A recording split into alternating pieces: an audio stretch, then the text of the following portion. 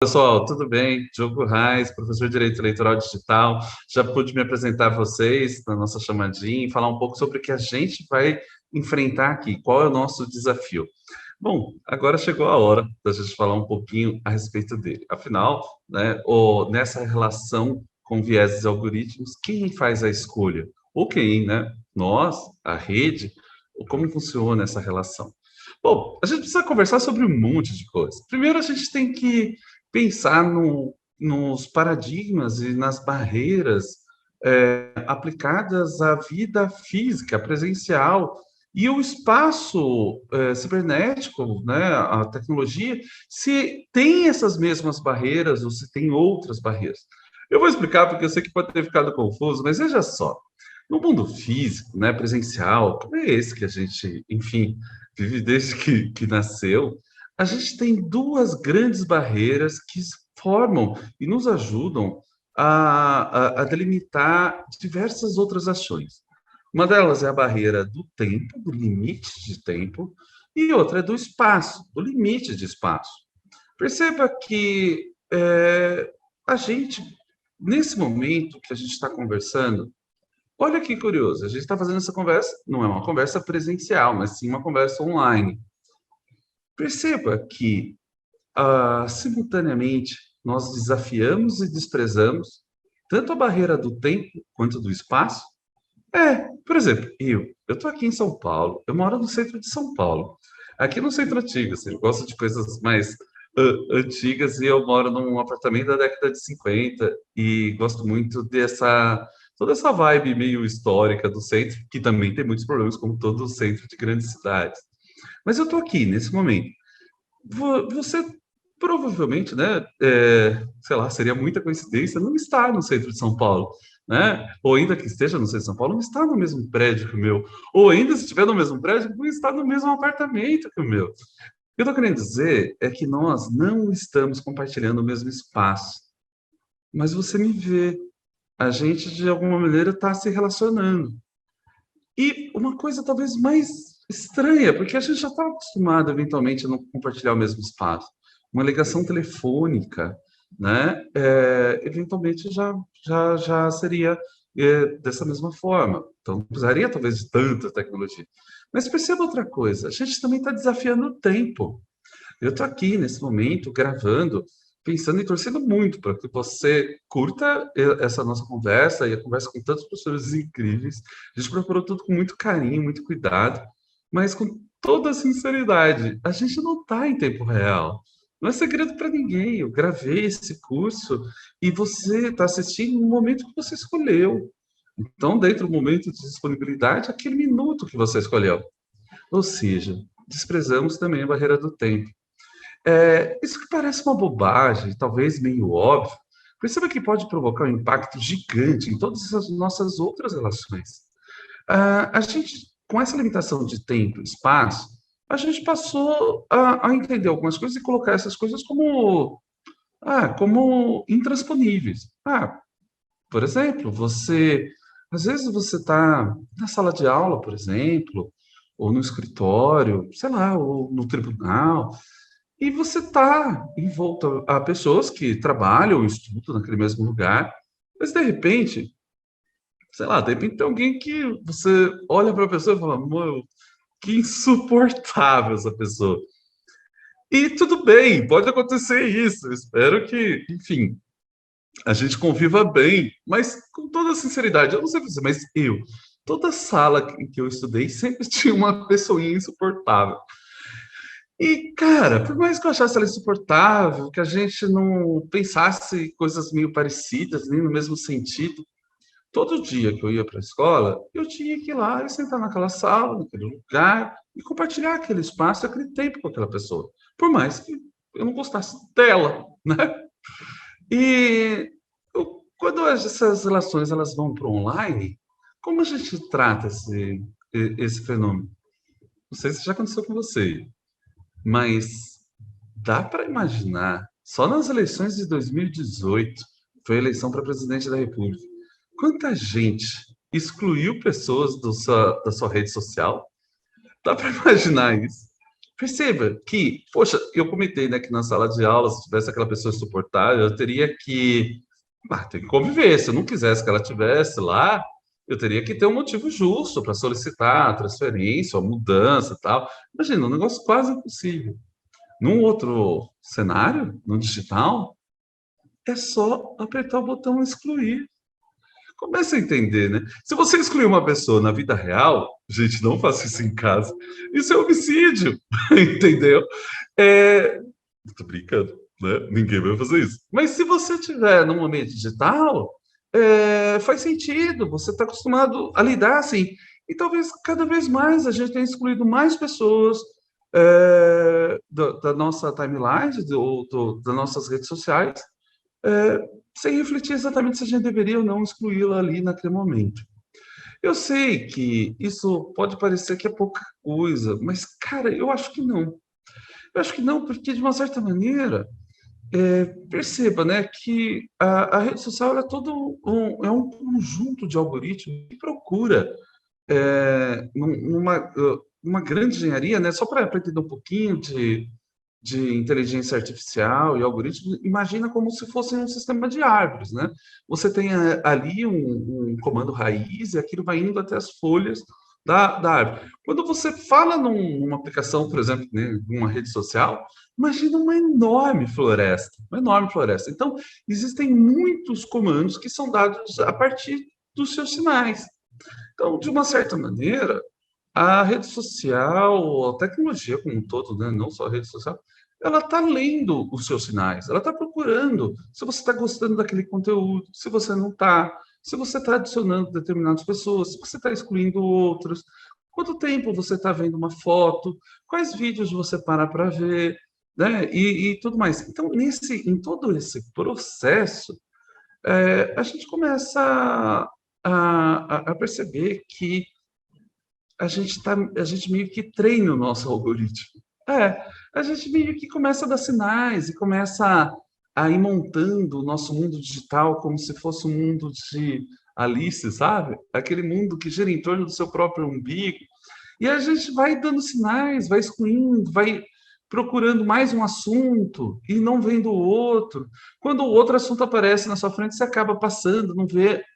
Já quando é o assunto do seu interesse, você para, vê, curte, comenta, entende? Então, de uma certa maneira, a gente está treinando esses algoritmos para nos conhecerem. Aliás, fica aqui uma dica, eu sou professor na Universidade Mackenzie, lá a gente pode fazer uma experiência com os alunos, que era treine seu algoritmo, né? Ou era engane seu algoritmo, desculpa. E, basicamente, a ideia era que os alunos voluntários, né, que quisessem participar disso, treinava,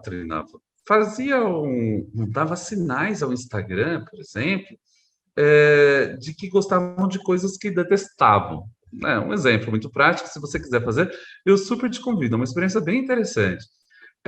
Vamos supor que a pessoa adora funk, mas e detesta rock, vamos supor.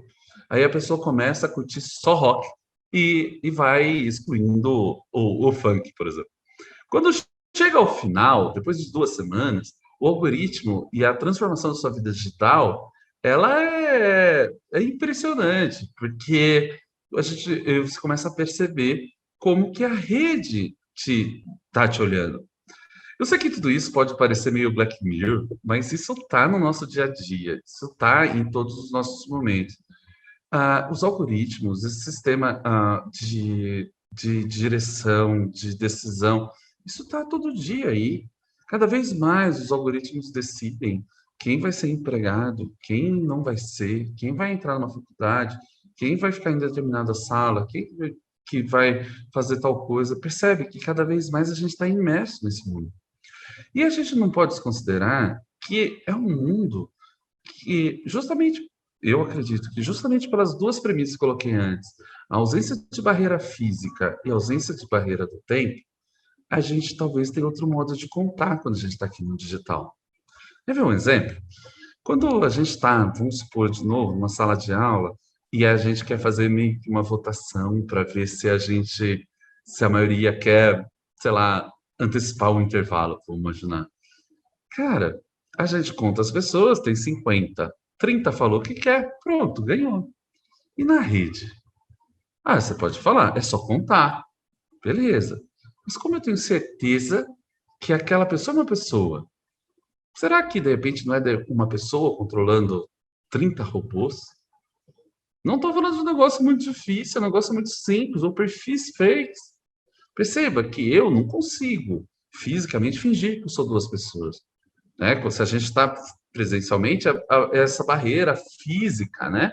Tanto então assim do tempo e do espaço, ela limita, né? O corpo não ocupa dois espaços diferentes. Então, dá para entender esse processo? Isso desafia a nossa lógica.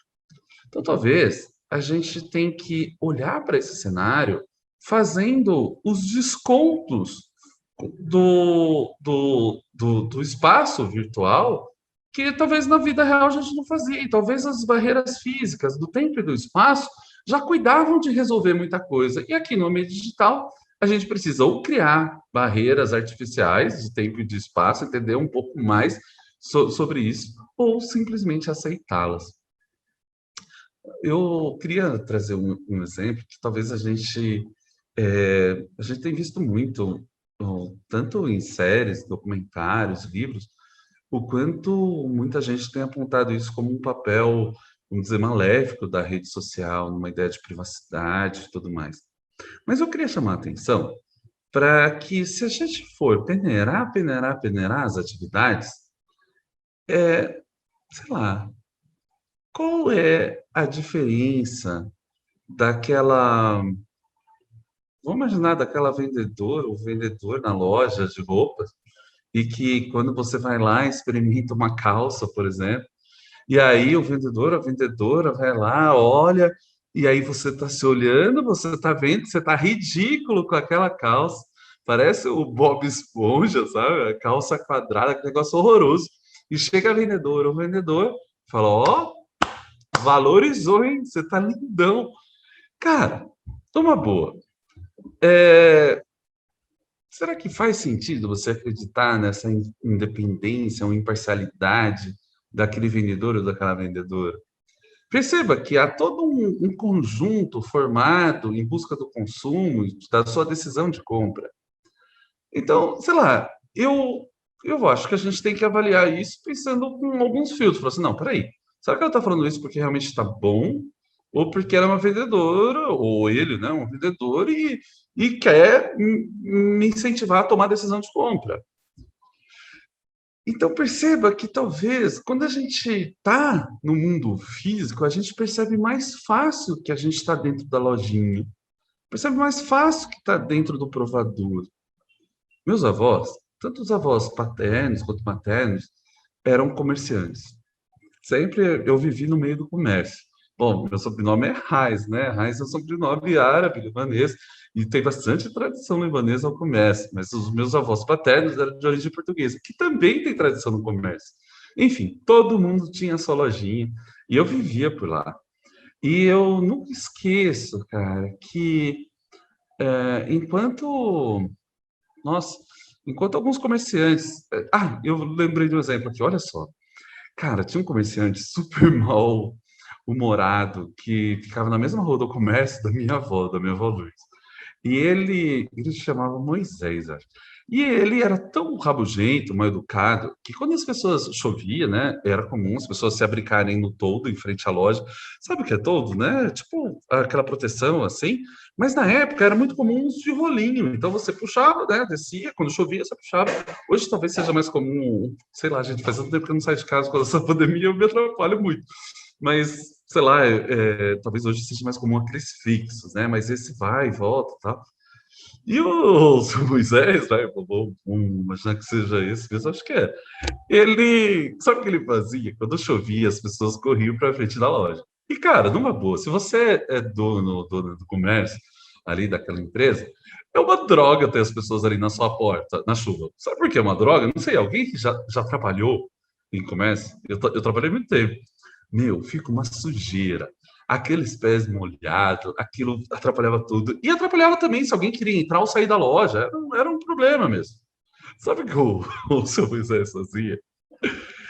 Ele ia lá e, pum, fechava o toldo. e deixava as pessoas na chuva. Olha que sacanagem, dá pra você imaginar, cara. Isso daí. Não, as pessoas saíam no ódio, xingando, aquela coisa. E muitos iam pro todo da loja da minha avó. Sabe o que a minha avó fazia? Minha avó passava um cafezinho. É, imagina, você tá lá na chuva, acabou de ser humilhado, e aí você vai para outro lugar, você tá achando que a pessoa vai te chutar também, né? Você já não tá no bom dia, sejamos sinceros, que dia triste. Cara, e ela passa um cafezinho, vai lá. Quando a minha avó tava bem maldosa, ela fazia até um bolinho de chuva, sabe? Sabe o que é bolinho de chuva? Sei lá, eu acho que cada lugar chama de um jeito, mas é um bolinho, é uma bomba calórica, é um bolinho assim de massa frito com açúcar e canela. Então eu costumo falar, cara, que ela montava todo esse negócio e meio que isso não era à toa, sabe? Gente, se você tá nessa situação e aí te oferece um cafezinho, mesmo que você não queira, não tome café. Cara, qual vai ser o seu próximo passo? Vai ser comprar? Meu, e assim, olha só curioso. A minha avó, ela tinha essa loja que vendia desde agulha até bicicleta, sabe? As coisas de interior, assim. E talvez mais antigamente. Então, cara, alguma coisa você comprava daquela loja. Pode parecer bobagem, mas quando, enfim, eu tinha 6, 7 anos de idade, vivia por lá, mas passado o tempo, né, todos esses anos, né, 30, menos de 30, talvez 20 anos depois, eu estudando esse tema, e eu estava num espaço que eu admiro tanto, que foi lá na Universidade de Berkeley, na Califórnia, e estava entendendo como que as coisas acontecem, em especial os chamados filtro bolhas, né, e as escolhas das redes sociais, tudo. E eu falei, pô, cara, é mais ou menos o que a minha avó fazia na lojinha dela. Eu comecei a chamar isso da lógica da lojinha. Vou explicar. Meio que aquela ideia de tentar te agradar. Minha avó não sabia se as pessoas gostavam de café, mas ela imaginava, né? Havia uma suposição de que, olha, tá frio, é um gesto de gentileza. E sendo legal com as pessoas vão ser legal comigo. E havia, então, quase que um contrato implícito ali onde ninguém era obrigado a fazer nada, mas ao mesmo tempo havia um forte incentivo à compra. Percebe que, de uma certa maneira, havia ali todo um processo de influência, todo um processo para tentar conduzir as escolhas. Né? E é estranho, porque acho que meu avô fazia isso muito intuitivamente. Acho que a gente faz isso, né? Às vezes você recebe alguém em casa, às vezes você nem gosta tanto, né? Eu, eu, eu, por exemplo, eu não tenho filhos. E aí, vai, você recebe alguém que tá com aquela criança que, mano, pula do teto para a parede, por coisa. Eu tenho dois cachorrinhos, né? A Matilda e o Boris. Aliás, se vocês quiserem forte, eu recomendo fortemente que vocês vejam meu Instagram. Eles estão sempre lá. E, cara, às vezes chega a criança, quer brincar e eu tenho medo de judiar, sabe? Porque às vezes aperta, puxa. E eles adoram criança, então eles vão. Enfim. Então, tipo, eu querendo me livrar daquela pessoinha, eu não vou virar para ela e falar assim, não, vaza daqui, só se fosse um negócio muito grave. E aí a gente vai tentar e volta sempre, né? Tipo, torcendo que não, cruzando os dedos, né? Tipo, mas enfim, é comum isso. Então eu queria que a gente percebesse que a gente busca a obtenção de sinais para que a gente possa conquistar ou, de alguma maneira, seduzir a pessoa a seguir aquele caminho que a gente acha importante, como o caminho, por exemplo, da compra. O que acontece com as redes sociais, né, os buscadores e todo esse sistema digital é que ele faz isso muito rápido, em massa e com muito mais dados do que talvez a gente, como humano, é capaz de perceber. Sei lá, né, o algoritmo consegue perceber quanto tempo você parou naquela foto. Embora você não abriu, mas na hora de rodar a timeline, você deu uma paradinha ali, né? Se você der um zoom na foto, né? Tipo, e consegue perceber várias coisas sobre você. Então, esse processo vai fazendo com que o conteúdo seja direcionado meio que sob medida para você. E daí você vai querendo consumir mais esses produtos que estão sendo criados para você, porque são produtos que te agradam. É um cafezinho nos dias de chuva, sabe? E aí você vai pegando esse produto, a coisa vai indo, e quando você vê, você está imerso, talvez, a um conteúdo super, hiper direcionado a você. Mas calma lá, isso por si só suprime o seu direito de escolha. Faça essa experiência que eu falei de enganar o seu algoritmo. Veja como os produtos, as coisas e as pessoas que são oferecidas a você vão ser diferentes daquilo que você gostaria. Entenda também o seu papel. Não estou falando que eu, você, como usuário de internet, somos responsáveis por tudo. Mas entenda que há um processo o que é diferente de roubar dados, né? Não tem nada a ver. Imagina que uma empresa vem, coloca um malicioso, um agente malicioso e fica roubando nossos dados. Não. Mas se esse espaço, ele de alguma maneira está nos termos de uso, ele envolve todo esse processo, aquilo sendo usado naquele conjunto, claro, privacidade de dados é um outro problema gigante. A gente deixa meio de canto que ele não ia conseguir falar sobre isso, mas entenda que há uma relação ali, e na qual você trouxe esses sentidos. Muita gente pensa que as redes sociais colocam tudo, o conteúdo que se apresenta a você é um conteúdo cronológico. Porque normalmente você vê, isso foi publicado há mais tempo, isso há menos tempo e tal. Mas sejamos sinceros, é impossível que o conteúdo cronológico apareça para você. Eu vou explicar por quê. Numa rede social, por exemplo, ainda que seja uma rede pequena, sei lá, com 500 pessoas, o conteúdo que essas pessoas publicam, ele é tão grande, mesmo os que não publicam muito, que se você passar o dia vendo o seu Instagram, por exemplo, sei lá, o Facebook, as redes sociais, você não vai terminar de ver o conteúdo de todo mundo. Tipo, estima-se que 24 horas de conteúdo de uma rede, ainda que pequena, uma rede ainda que pequena, ela faz com que a gente, especificamente com que a gente passe 24 horas vendo e a gente não passou das 11 da manhã em matéria de conteúdo. Quero mostrar que existe muito, muito, muito mais conteúdo na internet circulando do que tempo. E isso se explica justamente pela ausência das barreiras físicas do tempo e do espaço, porque, embora eu tenha 24 horas na internet ou fora dela, na internet eu tenho a possibilidade da infinitude de canais. Então, se eu transmitir, por exemplo, 1 hora de conteúdo num canal e 1 hora de conteúdo em 10 canais, eu tenho 10 horas de conteúdo, entende?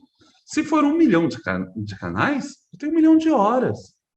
Então, a infinitude dos canais, que seria, nesse meu exemplo, como a barreira do espaço, faz com que tenha a infinitude do tempo.